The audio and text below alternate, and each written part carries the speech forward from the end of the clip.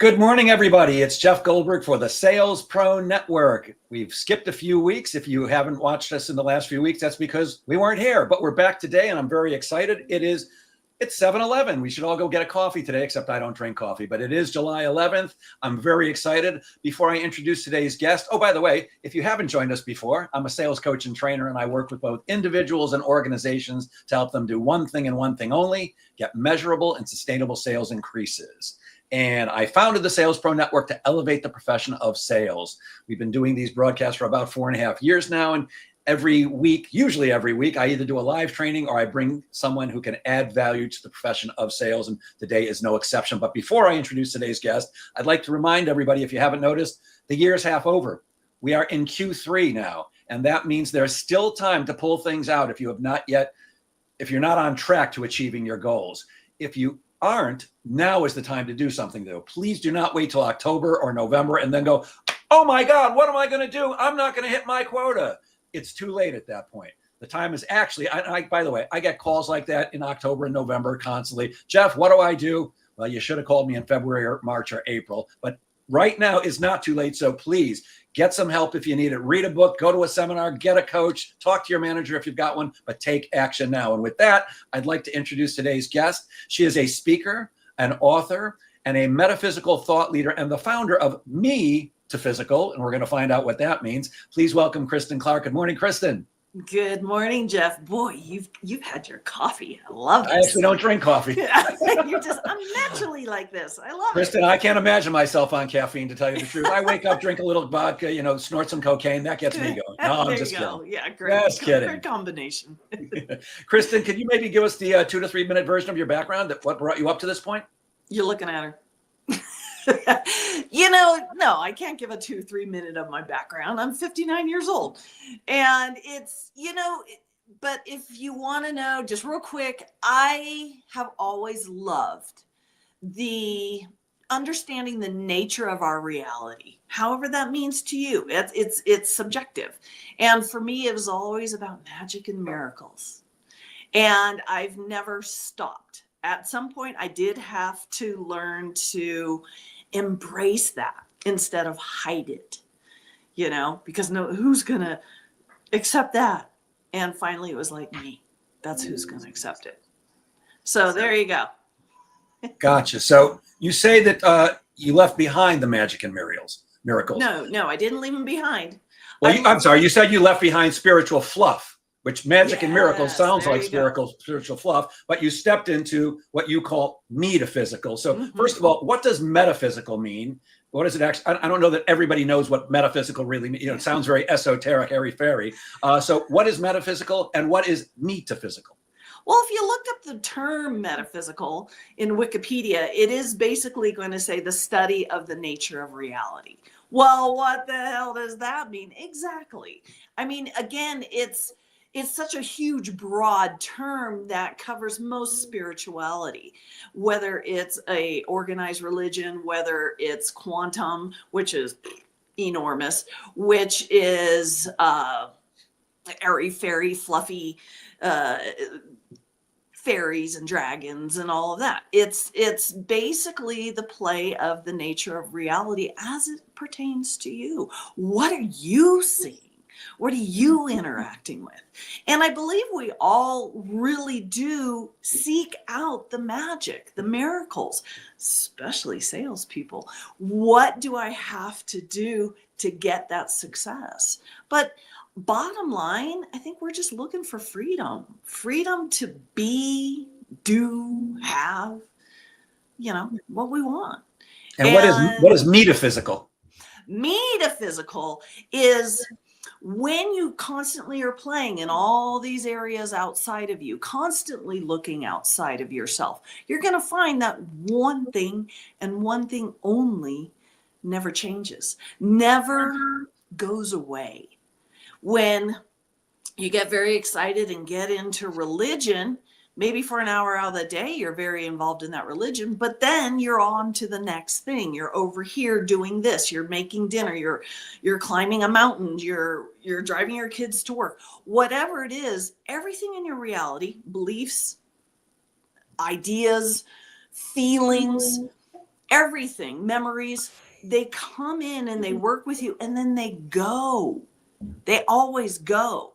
Whether it's just because you stubbed your toe and now you're thinking of something else, whatever, they come in and go. But there's one thing in your reality that cannot do that, and that's you. And that's the only thing in your reality that has that ability. In fact, I challenge you to try and stop it. No, there's no way to stop that. In fact, I'll tell a brief story, which I think I might have shared before on this broadcast. I used to work for Encyclopedia Britannica, and at one point I became a manager there, and I had a bunch of people working for me. And one of my team came to me. This was here in New York. He came to me and said, I don't like the women here in New York, and I'm not having any success here in New York, and I'm moving to Florida. I quit. I'm like, hey, man, whatever's going to turn you on is good by me. Good luck. Go get them. I just want to give you one piece of advice. Wherever you go, you're there. So when you move to Florida, my hunch is you're going to find that you don't like the women there and you're not going to be able to succeed there because you're still going to be you. But I wish you the best of luck, my friend. 6 months later, I was driving home from Manhattan through the Midtown Tunnel, and there was a taxi right next to me. And I happened to glance over. Who was driving the taxi? Mister, I'm moving to Florida because I don't like the women in New York. So I'm with you 1,000,000%. Yes. Wherever you go, you're still there. Yeah, absolutely. Yeah. So you say that success isn't something that you do, it's something that you are. I was fascinated by that. Can you elaborate on that a bit? Oh boy, this gets huge. Success, it's not about the effort. Success is a state of mind. It's a state of being. Are you waking up in the morning as the successful person? Or are you waking up in the morning as I'm not there yet. I'm working on it. I got to go to this seminar and boy, it's not happening yet. So, obviously I'm broken. I need to find something else to do. So when you walk around as that person, what reality do you think you're seeing? There's nothing magic here. This is about what you're focusing on. If you're thinking about getting a blue Toyota Tacoma, what do you think you're going to start seeing a lot of everywhere? Okay. And we play with, oh, that was manifestation. Okay, that's fine. But the basis here is, what are you seeing? So if you have a boss and your inner conversations, the little scenarios you do is, oh God, I got to go to work. And you immediately start thinking of your boss's face and the gruffness of the voice or this or that, any of these things, you are creating that. You are walking into that reality as the author of that reality. So it's Me-taphysical really tells you it's time to start owning your reality. It's time to start owning these inner conversations. It's time to start owning and being the author of everything. Stop handing all your power over here and saying, I'm just an ant that's batted around by fate. Well, guess what you're going to experience? So success, start walking around as the person who is successful, because you are. You may have this grand plan of living in a billionaire mansion and all of this. Okay, you're not there yet. So what? You're on the in-between. But where are you? If you're to walk around your house right now and look at all your objects, you'd be going, oh, wow, I remember when I wanted that. And now I have it. And I remember when I wanted that. And now I have it. And I don't remember doing that. No, because nobody told you that success is going to feel like you. Wait a minute, though. So I get what you're saying. But what if there's no evidence? So let's say you wake up in the morning and you're like, I'm freaking successful. I'm amazing. And I'm going to create this beautiful reality. But you look at your bank account and you're overdrawn and the rent is overdue and they're repossessing your car. I mean, how do you say that? We could certainly argue that you're successful if you wake up in the morning and you're a good person. But I think what we're talking here in terms of salespeople, we're looking at financial success, certainly fulfillment. We want a career that fulfills us, but typically we judge sales by am I succeeding financially? So what if there's no evidence of that? How do you get up in the morning and live in that reality, even though it isn't a reality for you right now? It's a moment by moment choice, right? So let's go here for a second to something that you didn't see until now. In this moment, right now, right here, right now, you have a cocktail of stuff. Temperature, the light, your age, the date, this time, everything within this cocktail, you've never been before. You've never been this age before, ever. Right. Right. Well, there's only now. So yes, I get that. You're brand new in every single nano moment. You never knew this. This is a natural part of who you are. It's who you've always been. You can't walk to your past and go interact back there. You are naturally right now, brand new, fresh. And right now, here we go again, brand new, fresh. You had no proof of that. This wasn't something that was jumping up in your face and saying, brand new, fresh. It was just who you are naturally. Now, so if you're getting up in the morning, your very first thought is, okay, where's my proof? Oh, I'm going to go look in my bank account because I vibrated right last night. I went to bed in the proper manifestation, meditation, and I did everything my gurus are telling me to do. So now, where's the proof? Where's the proof? See, the problem with all of those things is, number one, how's it working out for you? It's not working out for you because you're still looking out there, looking out there, looking out there. Where's the proof? The proof is looking at you right in the mirror. The proof was that you woke up and you're right here. And okay, electricity, the electrical company is going to turn off my electricity. They said that's going to happen. Is that happening now? Is that happening right now? Well, what if it does happen? It doesn't. It doesn't. What are you talking about? You've never had your electricity turned off? You've never had any financial problems ever in your life? I can tell you, I know lots of people who have, including myself in the past. Okay. So there is a reality for people where they do get their lights shut off and they lose everything, blah, blah, blah. So my question is, how does somebody who's currently in that reality wake up and go, I'm successful? How do we manifest that when the situation doesn't show it? Because in the next moment, you still exist, don't you? So right, you're looking at it in one, it's like, okay, well, that's one way to look at it. But the thing is I've been I've lived in mansions. I've lived in my car. So right. I know exactly what you're talking about. But in this moment, right here, the only moment that is visceral, everything else is a thought. Everything else is a fear. Everything else is happening up here. And okay, that you're not going to stop existing because you're playing in fear, because you're interacting, because that's your reality right now. There's a saying that a lot of times you hear people say, which is, oh, you're fighting for your limitations. No, you're not. You're fighting for your reality, the only reality that has supported you, that you've known up to this moment. But remember, this moment is brand new. And this is not airy-fairy. This is scientifically provable. And you can come back to this moment at any time and say, okay, wait a minute. Is all this stuff I'm freaking out about happening right now? The answer will always be no. Now, we can pull up so many memories to prove that to be wrong. Okay, go ahead. I can't argue that because those memories feel real.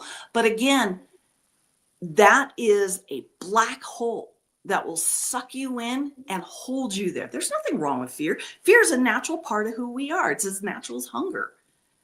But do you need it to stop you from living? Do you need it to go, okay, wait, which path should I do? Which area should I go? How do I do this? Now, hang on a second. We're going down a path here, and I really want to come back to the original question. Success isn't something that you do, it's something that you are. Got that. But if I wake up and they're outside repossessing my car, how do I live in the right now, this moment, and then the next moment, and go, I'm successful when they just drove away with my car? Because you're defining success as your car. No, I'm not defining success as my car. I'm defining a lack of success because I didn't make enough money to make my car payment. Well, you're giving success a definition This means I'm successful and this means I'm not successful. So you will always play in that playground. You do not have to do that. You do not ever have to do that, because who were you 10 years ago? 10 years ago, what amount of money did you have? Who were you? What did the things you believed in, the things that you felt were so important and vital? And are you that person anymore? No. Physically, mentally, emotionally, spiritually, you are not that person anymore. And what did you do for that? Did you nose to the grindstone? I have to be worried about people repossessing my car. So what that I lived in my car? It's not about these stories. It's about the fact that you've never not gotten to the other side. That's success. You've Okay. never not gotten to the other side of every single thing you have ever experienced, the good and the bad. So what do you say to someone who believes sales success does depend on external factors like the economy, leads, social proof, or their bank account? That they're living in that reality. Awesome. Good for you. Cool. It's yeah, right? There's nothing I can, okay. So the man I married, everybody was like, no. Do you think I was going to listen to them? You know, No. even though I was crying, even though he did this and he did that. And they're like, okay, so leave his ass. Oh, no. I'm not going to listen to that. I had to live what I had to live until I saw it, until I was like, what the hell am I doing? And got the heck out of there. So the reality you're living in is it's just where you're at. But you're going to get to the other side of this. This reality is yet another thing that's going to go. And you remain. You always remain.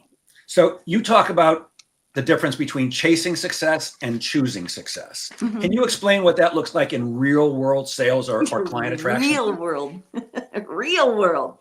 Well, when Jeff and I first met, I told him a story about my working at Vaughn's. And when you are a checker, there's a sales aspect of it, getting people to buy just a little bit more things. And if you're going into this with, oh, people hate this. They're already spending enough money on their groceries. People hate this.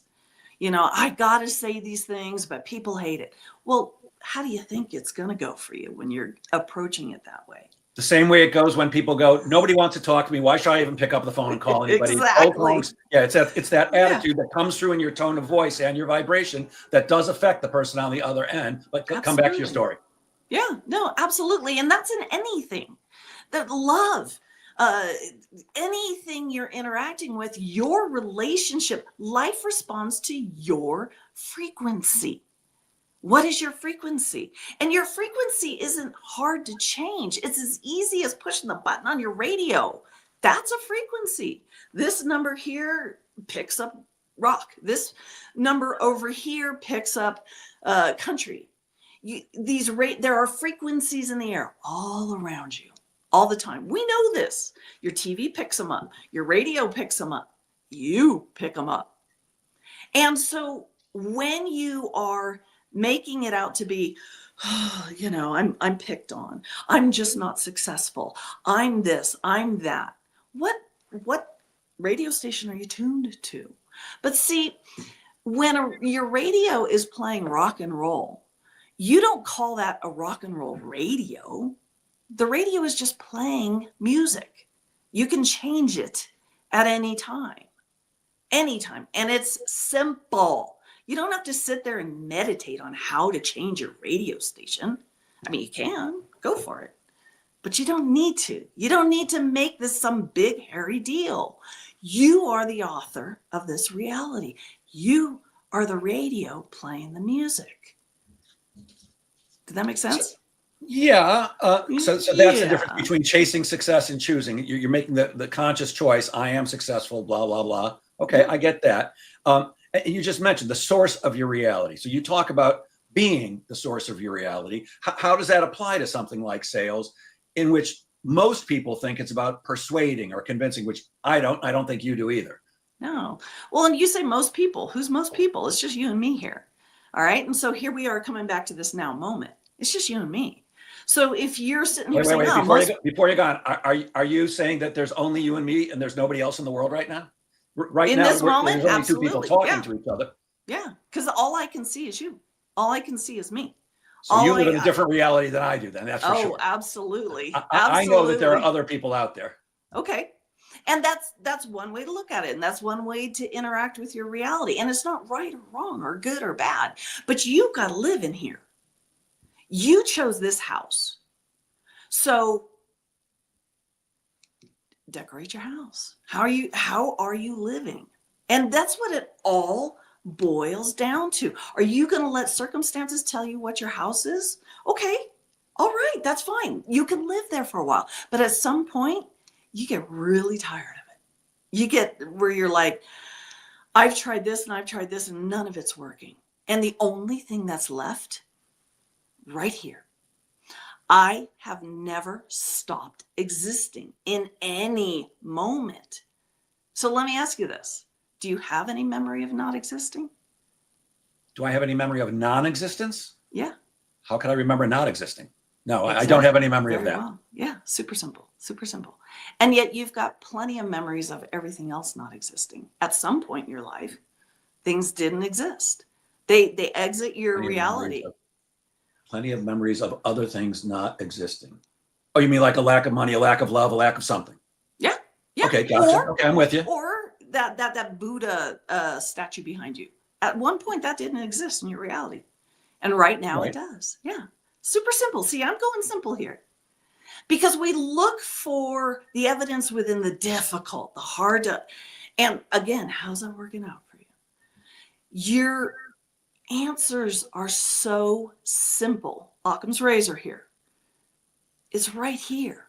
It's right here in the one and only thing in your reality that's constant. Everything else goes at some point. Even if it's just, okay, so I was in a very deep meditation, and this meditation was, holy cow, nose to nose with God, the universe, huge epiphanic knowings. I was like, this is it, nirvana, right?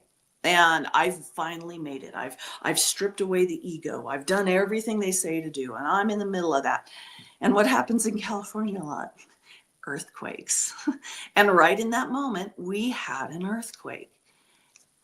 Boom. That meditation and all its holy cowness gone like that. I was up. I was running for the nearest doorway. I was still here.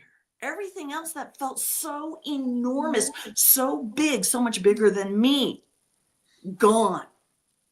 Now I can remember it. I can talk about it. But I remained. When all these things I thought were so important, they were gone. And all it took was an earthquake, a little shaking of the ground. And it was gone. And when anything in your reality can be gone that easily, but you, maybe it's time to start focusing on the one thing that is so simple and easy to find. You. So what do you mean when you say maybe it's time to focus on you? Maybe it's time to start focusing on the one biggest thing in your reality. Instead of focusing on looking at the TV. Oh, there's my reality right there on that TV. How you liking that? Walk away. See, whether it's sales, whether it's relationship, whether it's love. Ooh, you want to talk about a big subject there. Nope. All these things, all of them come and go. They all come and go, but you don't. I could conk you on the head. You could forget your name, but you're still here. You don't stop existing. All right, let's try something else. Okay. In sales, we typically hear way more no's than we hear yeses. Most people get rejected more often than not. It's part of the deal. So what's your best advice for handling objection? I think rejection, and I think you actually have a different take on rejection. Does it exist at all? Can you speak to that a little bit? Oh no, rejection exists. Absolutely, it exists. But nobody can force you to take it. Nobody can say, I reject you here, and you have to take that. You never have to take that. You can choose to hear a yes. And so going back to that Vaughn's thing, that's exactly what I did. Even when people are saying no, I chose to hear yes. And my reality started, whether it was me looking for it or whatever, my reality, again, I have to live in here. Do I want to live in here on no's? Or do I want to live in here on yeses? It means nothing about that person walking away, but it means everything to the constant. The constant heard yes. The constant gets to smile because I'm playing with a yes.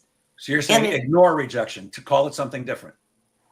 It's up to you. You don't stop existing if you choose not to ignore it. If you choose to take it. I'm asking for your advice about handling rejection. If you ignore it, I don't think it's going to go away. So let me finish the sentence.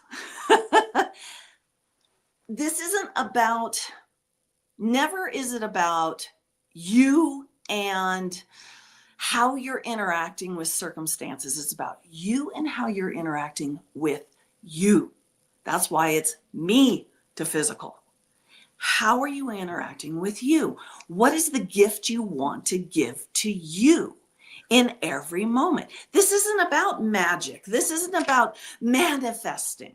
This isn't about any of that. This is about being the person, the state of mind, the state of being of the person who's either happy or the person that is, I've had another bad day. You go home, I've had another horrible day. Oh, I had nothing but rejections. If you go into it from that day, that memory, it's not going to be fun. So good answer to this also is this. In the airy fairy world, it's all about vibration, right? You got to be happy if you want a happy result. You've got to be vibrating high, all these things. Well, how's that working out for you? Can you be always vibrating high? No. Heck no. You are not one-dimensional. You are alive. And alive means that you are not the upper half of an emotional scale. You are the whole damn shebang. And so if you are afraid to walk forward in life because you're trembling, you're not going to go very far. You're not going to move. You need to be able to be trembling. Taxes, just did my taxes. Do you think I was confident and sure? Oh, hell no. I was trembling like nobody's business, but I did it anyway.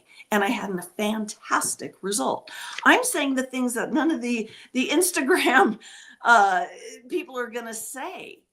You are not this flower. You are not a butterfly. You don't go into a cocoon and you have one transformation and roll credits. We're good now. No, that's the movies. That's not life. Life is the flavors, the fears, the trembles, the rejections. Life is it all. But what do you say to you in those moments? Do you adjust your crown and say, baby, I don't need you to give me a crown because I brought my own? What do you say? This is you. You are that strength, or you can be the weakness, but you don't stop existing. And at some point you see that, you interact with it, and it may not be right now. Right now, you may have just had your car repossessed. But what does that say about you? You choose. You are the author of you. Make sense? Some. Let's talk about self-worth and pricing. My experience with salespeople, especially those that I call accidental salespeople, and those are people who are not, like, I'm a professional salesperson. That's what I do for a living. I sell my services, so I'm a professional salesperson. But an accidental salesperson is somebody who has to sell something, but they're not really a professional salesperson, like a coach, like you. You're not a professional that was me at Vaughn's. You're a speaker and an author and all that stuff, but you still have to sell your services. Exactly. And salespeople in general, but especially accidental salespeople, are often horrible. I'm not saying you are, I don't know if you are or not, but they're often horrible at discussing price. I've had experiences where I've talked to even professional salespeople, and all the way through the process, because I'm judging every word that they say while they're trying to sell me something, they do a great job. And then when it comes to talking about what they charge, what their fee is, or what the investment is, they fall apart. So how do you coach people through the fear of charging too much or worrying about being seen as arrogant for asking for money? Go for it. Adjust your crown and go for it. Do it. Because what's choice? What choice do you have? You are the thing that's stepping forward in life. And yes, I could sit here and give a bullet point, feel good. Okay, get yourself into this mindset and then do this. And you could step out as that person. You could put on that mask, because that's what it is. You could put on that mask of confidence, surety, because I took this course and this is what Zig Ziglar told me to do. Well, you're not motherfucking Zig Ziglar. You are you. How do you go forward and stand by that version? And I don't care if your coach, Jeff Goldberg, is judging you. It doesn't matter, because he's not constant in your reality. You are. You are the one that you have to interact with at 3 a.m. You are the one that you have to interact with when you wake up in the morning. And if you wake up trembling and scared to death because you got to show a house today and it's a $1 billion house, and who are you to sell a $1 billion house? You've never done anything like this before. Welcome to the big leagues. You wanted this, it's here. And you're going to walk forward trembling. You're going to walk forward stumbling. You're going to walk forward being you. But it doesn't mean anything about you, because you're not always going to be that way. You weren't always this confident sales problem solver. At some point, you stumbled. And everybody has to be willing to go through that to know who you are on the other side, because you always get there. You, as Tom Hanks loves to say, this too shall pass. This fear of your prices shall pass. These people calling you arrogant over here, so what? You don't have to take it. Nobody's forcing you to take that. You are, but you don't have to. You can just step forward going, God, I can't believe I'm setting this price. Awesome. Okay. So what? Why do we need to be in this perfect, sanitized world that we see on TV, that we read in the books? Babes, that ain't it. That's one-dimensional. You are anything but one-dimensional. You have feelings, you have doubts, you have sureties. You know the areas you're confident in. You know the areas you're like, I don't know. It's okay to say, I don't know. There's nothing wrong with that. Yeah, I'm not concerned with I don't know. And I agree with you. It's fine with saying I don't know, but there is a challenge if you're going to be in sales. If you are not confident when you're speaking about your price, your prospect's not going to be confident about it. There were two guys who were trying to sell me something, and they really did a great job. And when it came to price, they said, okay, now we know this is expensive, but, and then they gave me their number. And I said to them, hey guys, I got to tell you something. You did a great job up until 10 seconds ago, and then you lost me because you aren't confident in your price. They said, yeah, we're not. I'm like, can't do that. Look, when I tell somebody my number, I'm 100% confident because I know that I'm going to deliver outstanding value for the amount of money they're going to invest with me. And does it always work? If you are not 100% confident, then your prospect, whether it's the words you say or your tone of voice or just the vibration, they're going to feel that. So, but does that always work for you, Jeff? Do you sell every single time? No, of course not. Nobody does. Okay, and anybody who says they do is foolish. But that's not what we're talking about. We're not talking about selling every single time. We're talking about a confidence or a lack of confidence when you're telling people what your fee is. And that was my question. Well, you know, how do you coach people through that fear? If that doesn't give number? you the chosen result, what's the point of? Okay, so I just went and bought a brand new Subaru. Salesman sucked. He sucked. He didn't know anything about the Subarus. he didn't know, what does this button do? What does that button do? And then when it came to price, oh my God, we all cringe at that, right? The game, the back and forth game. Well, bottom line, I went in there as me, as this is the car I want, this is what I'm going to pay, and that's it. And they were wishy-washy all over the place. Their sales techniques sucked. I still got my car. I still have it out there.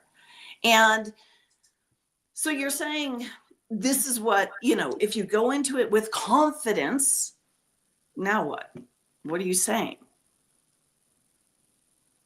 What am I saying when I express my price with confidence? Yeah. That I believe that the value I'm going to provide for you is 100% worth every penny that I'm asking for. Yeah, but what's the outcome of that? The outcome of that is some people choose to do business with me and some don't, but they're never concerned about that. I don't believe my price is worth it. Why do you care what they think? Because what they think is going to affect what they do. But and if they don't, they're going to either choose to do business with me or not. Yeah. So what I'm saying is if you don't care what they think and you're like, well, I'm going into this confident as me, but they might bite, they might not. Yes.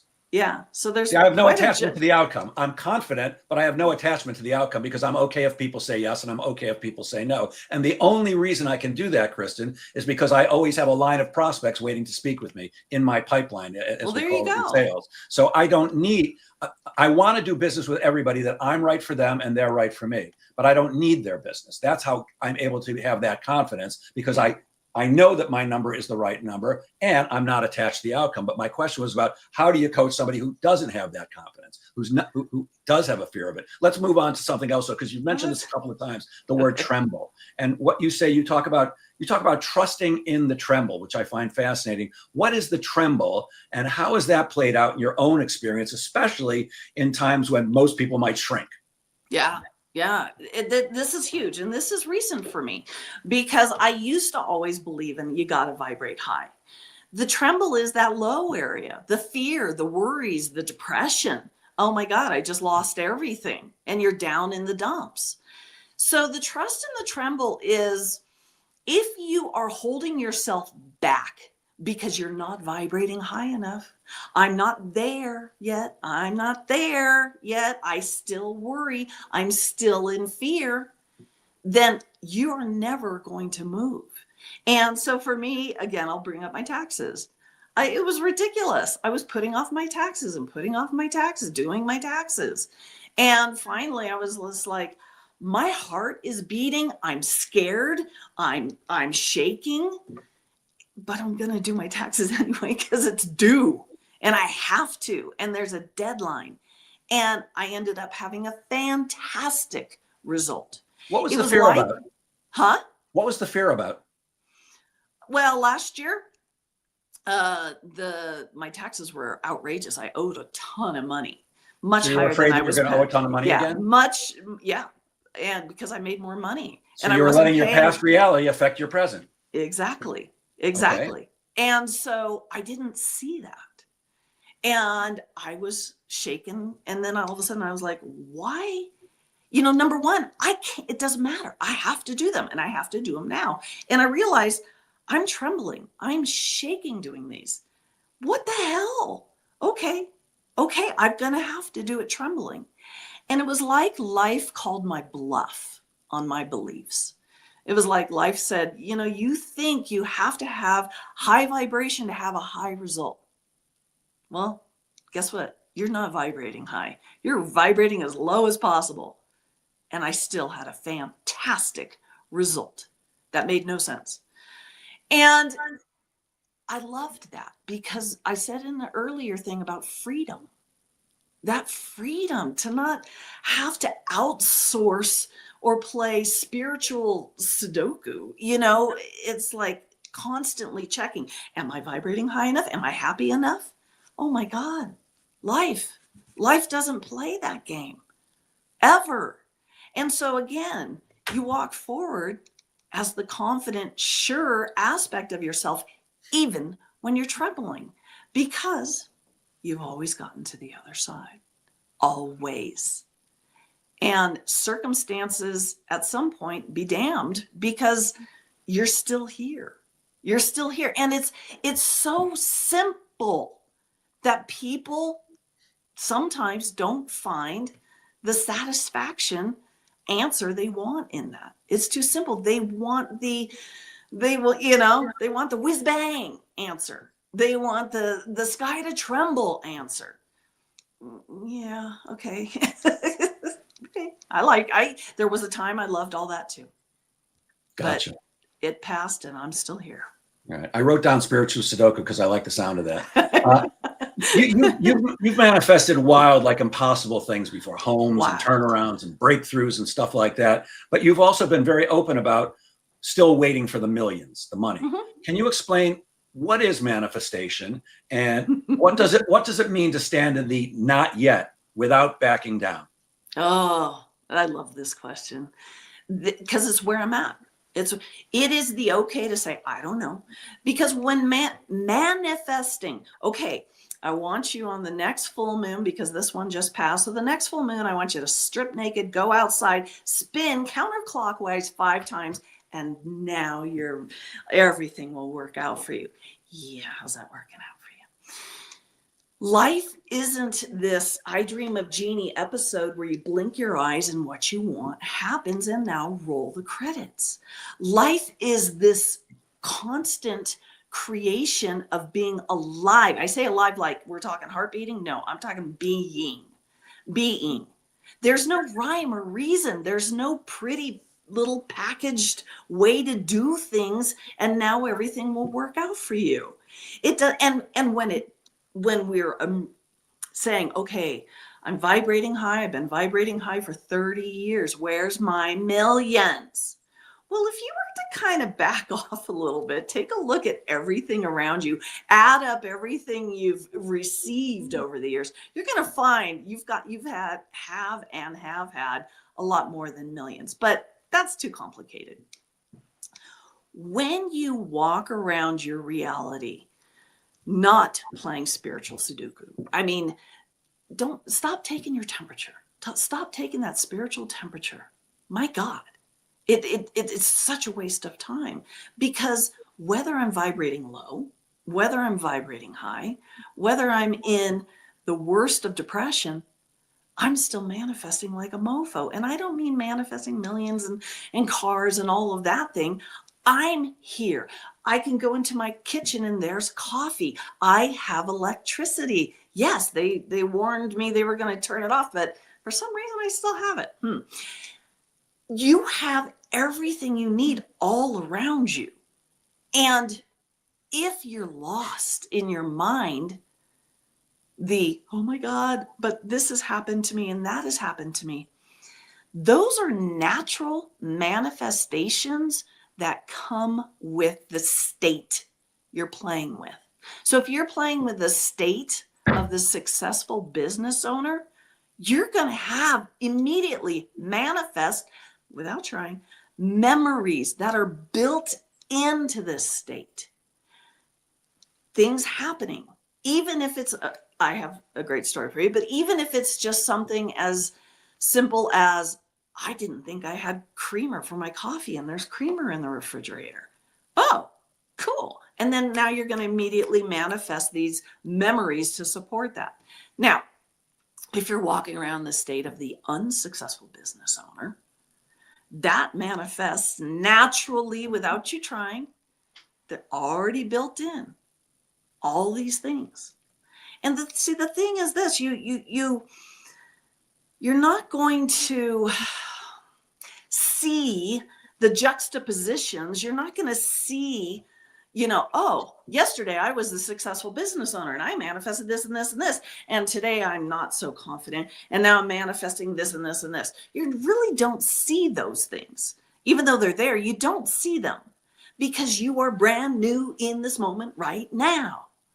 And that's just your natural state, is this constantly brand new version of you.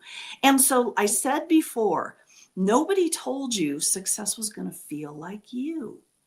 And so you're like, I'm not successful. I'm not successful. And all your friends are going, what are you talking about? So is that the not yet? That can be. That can be the not yet. Absolutely.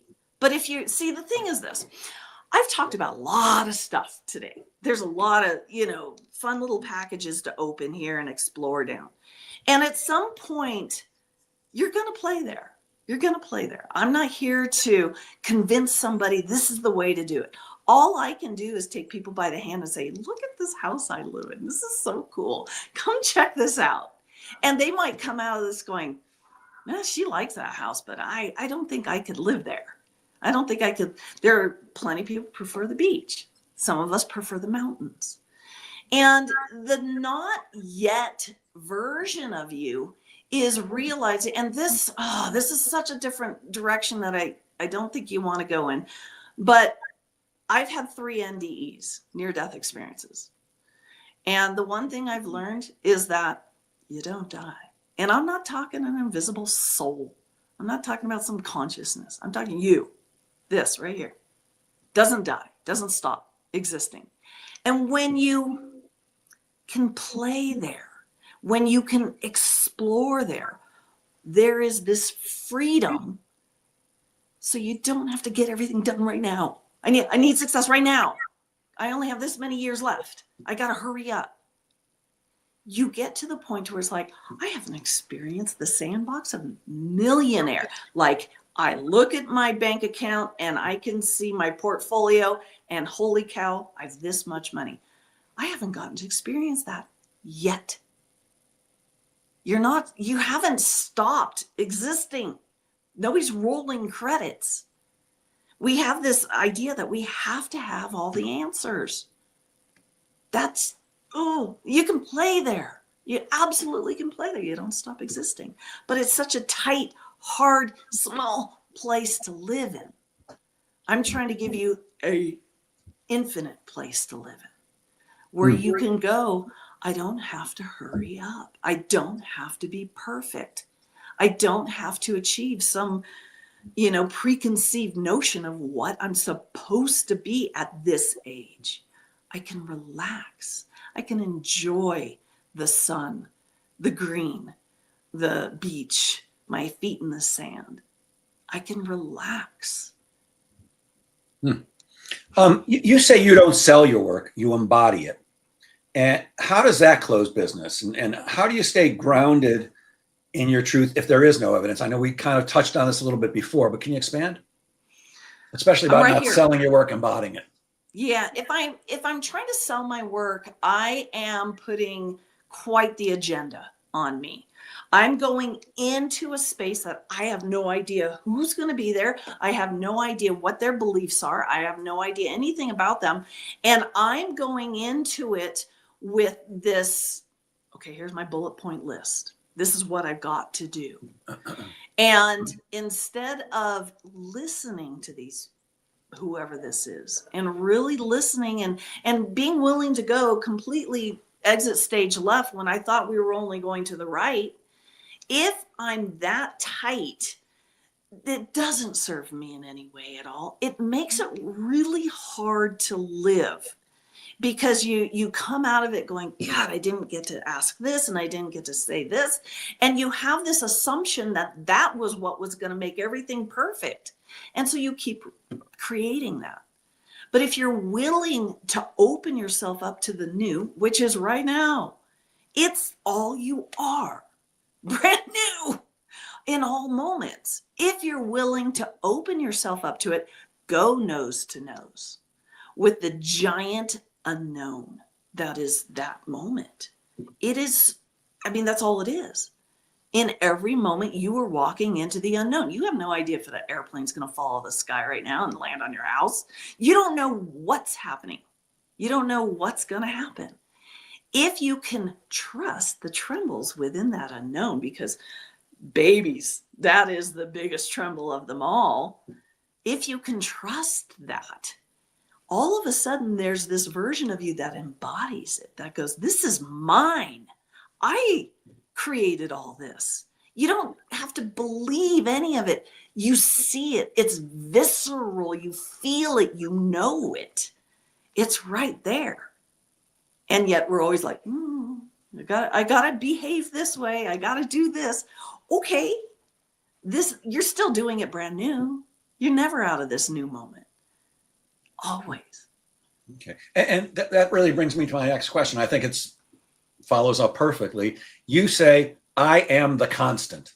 Mm-hmm. What does that phrase actually mean? And how can someone shift from being at the mercy of circumstances to becoming the author of their reality so that they are the constant? Can you explain that Stop one? trying to do it. Stop trying. That's the biggest thing. So I've already explained what the constant is. It's that Constant is version. it's you're always here, you. Yeah. When I said, do you have any memory of not existing? And we're like, well, of course not. Exactly. Of course not. And yet everything else in your reality, your beliefs, your memories, all of these things, they come and go, they come and go. And your memories are so malleable. You could be so, this is what happened on this date, I know it. And then somebody can come along and go, no, I was there. Don't you remember? This and this and this happened. And you immediately go, oh, I forgot. I forgot. Ooh, there's a magical sentence right there.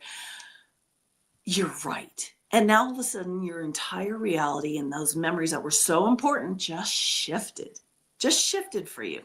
But you didn't shift. You didn't change. Now, there is this part of you, you can touch in on it at any time. If you look back at who you were at 15, vastly different.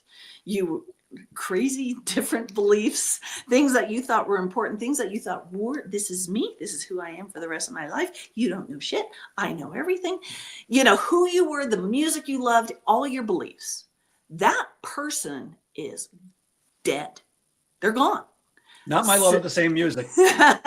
Well, cellularly, they're gone, right? Every single cell that existed at that time is gone. All those friends, gone. The things you thought were important and believed in, gone. Yes, the music still, but you've got new tastes in music. So all these, that version is dead. It's gone. So also the 20-year-old version of you and everything you thought was important. 30-year-old version of you and everything you thought was important. Those versions are long gone. And yet you can still find you within all those memories, right? You, this you, right here, right now, it's just a feeling. You'll always be able to find that within all those memories, even though that person is long gone. That's the constant. So if I'm the constant, then everything else is a variable, right? And that makes me the author, not the victim. We're starting to run out of time, and there's something I wanted to ask you about because I found it fascinating. You worked with a guy who had 4 strokes, and I believe he was told he's never going to walk again. Yep. But can you tell us about that one? Bob. I just loved him. Bob? Bob. He was 89 years old when I came across him. He had just lost his wife of 66 years. They had built by hand 2 houses. He was a engineer. And he designed the Polaris missile. He was an amazing man. And I mean, you talk about strength of personality, but he was very, very entrenched in the circumstances.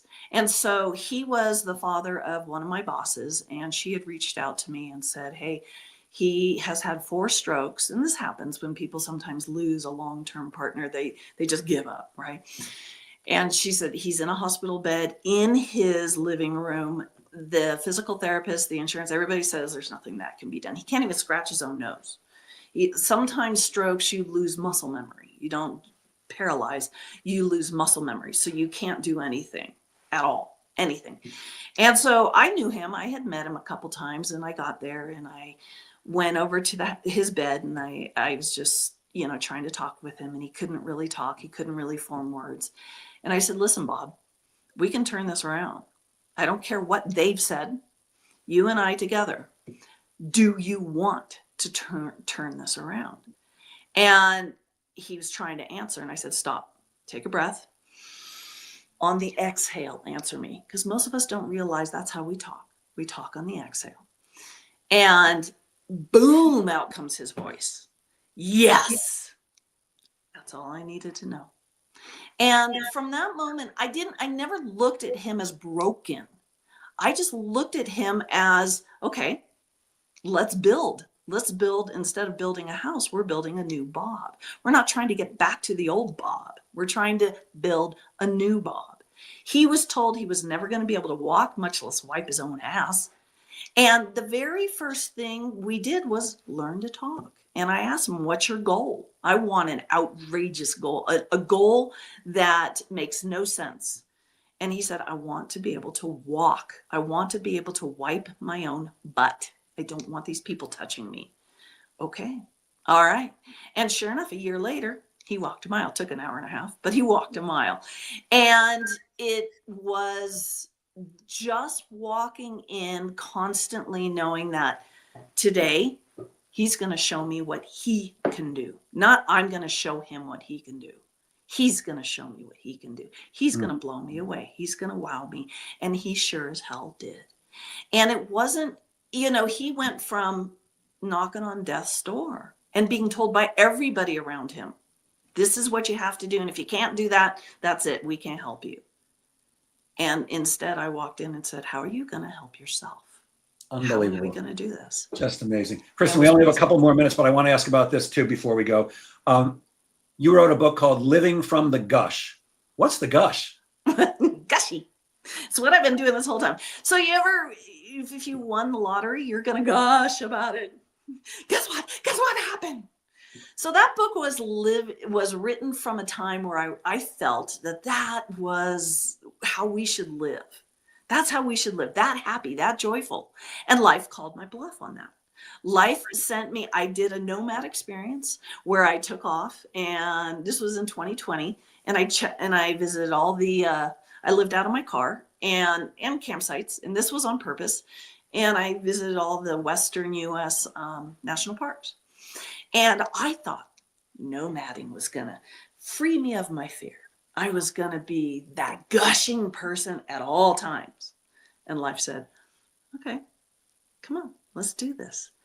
And there was such an unbelievable dichotomy of, oh my God, this is amazing. Look at these things. I've had these wonderful experiences. And oh shit, I'm scared out of my mind. I just want to go home. That entire year, I lived there. And what I realized was I still made it to the other side. And there was a point where I had no money. This nice sheriff guy I was chatting with filled my car with gas, and I made it to the next spot. And every single time I thought I was going to die, I didn't. And I was fine. I made it here, and now I'm living in a house I used to walk by and say, I want to live there. I love that place, and now I live here. And see, if I was sitting here going, how did I manifest this? Been there, done that, and it sucks. Kristen, I've actually done the exact same thing. I dated a girl one time. I was living in Queens, and she was living in a part of Manhattan called Soho, which is a very cool neighborhood, and I had never been there. And the first time I went to her apartment, I fell in love with the neighborhood. And the next morning I was going to work. I worked nearby, and I was walking past the building. I said, you know what? One day I'm going to move into Soho, and I'm going to live in that building. And about a year and a half later, I started looking for apartments, and I looked in the Village Voice, which was a local newspaper at the time, circled a couple of apartments. Second one I went to was that apartment. I kid you not. It was a small one-bedroom apartment on street level, and it was an open house. There must have been 40 people walking around this apartment, and I ran out to a payphone. That's how long ago this was, and I called them. I said, I want this apartment. I want this apartment. They said, you got to come and fill out an application tomorrow. When I got there were like 100 people online waiting to fill out an application for this apartment. And I kid you not, this was a very long time ago. But when I got the chance to talk to the agent, I said, here's my application. I got to tell you something. I love this apartment. If you're going to check my credit, it sucks. I actually declared bankruptcy once, and I could understand why you wouldn't give it to me, but I got to have this apartment. I will give you 6 months rent cash in advance that you can hold on to, because that's how much I want this apartment. And the next day she called me. She said, you've got the apartment. And I said, really? She goes, yeah, I talked to the landlord. I told him how honest you were. And he said, I want that person living here. So I'm with you. I know that can happen. Kristen, we're out of time. But before we go, I'm going to share my screen. Would you please let people know how they can reach you if they're interested in talking to you or working with you or hiring you? One of the easiest ways to find me is put in Kristen MF Clark, because there's a billion Kristen Clarks out there. Put the MF in there and you'll find me on Google. You'll find me everywhere. Everything I do, my website, clark-kristen.com. But you don't have to remember that. Just remember the MF and you'll find me everywhere. Okay. Is there a phone number you'd like to give out or an email address? You go to the website and it's got it all. Got It's keep it simple. Keep it as simple as possible. I hear you. Well, Kristen, thank you so much for sharing your time with us so generously. And I'll end as I always do. Gang, please remember that sales is a game of making things happen. Manifest your sales. Make them happen. Have a great weekend, everybody. Have a great weekend, Kristen. Thank you. Bye.